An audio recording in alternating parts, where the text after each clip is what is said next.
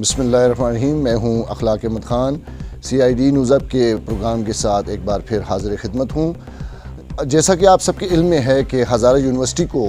Corona cases के बायस 10 रोज़ के लिए बंद कर दिया गया था और कोरोना केसेस की बढ़ती हुई शरह की बिना पर इस किस्म के इक़दामात का फ़ैसला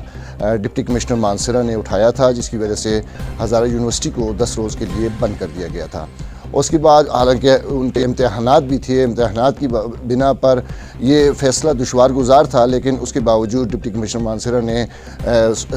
स्टूडेंट्स की सेहत को मद्देनज़र रखते हुए और इंतज़ामिया की सेहत को मद्देनज़र रखते हुए, ताकि ये कोरोना के केसेस मज़ीद आगे न बढ़ सकें, इस वजह से इसको 10 रोज़ के लिए बंद कर दिया था। लेकिन अब ये 10 रोज़ तकरीबन पूरे होने वाले हैं, लेकिन कोरोना की शरह जो है या कोरोना के केसेस जो हैं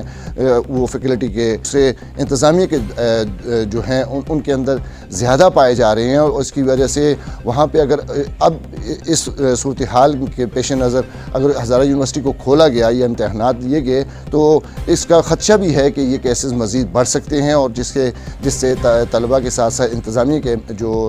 हज़ारा यूनिवर्सिटी की इंतज़ामिया भी वो ज़्यादा मुतासर हो सकती है। मैं सूबाई गवर्नमेंट से भी कहूँगा, और ये एक सजेशन है हमारी, मैं as a reporter, as a press club के मेंबर और एज ए प्रेस क्लब के सदर होने की हैसियत से मैं मुतालबा भी करूँगा कि अगर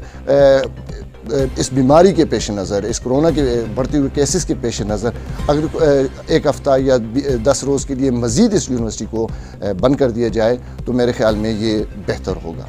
मेरी ये गुजारिश जो है डिप्टी कमिश्नर मानसरा से भी है, और इसी तरह जो वाइस चांसलर हैं वहाँ के हज़ारा यूनिवर्सिटी के, उनसे भी मैं ज़रूर कहूँगा कि अपनी ये जो है, मैंने ये जो एक मैसेज दिया है, ये जो एक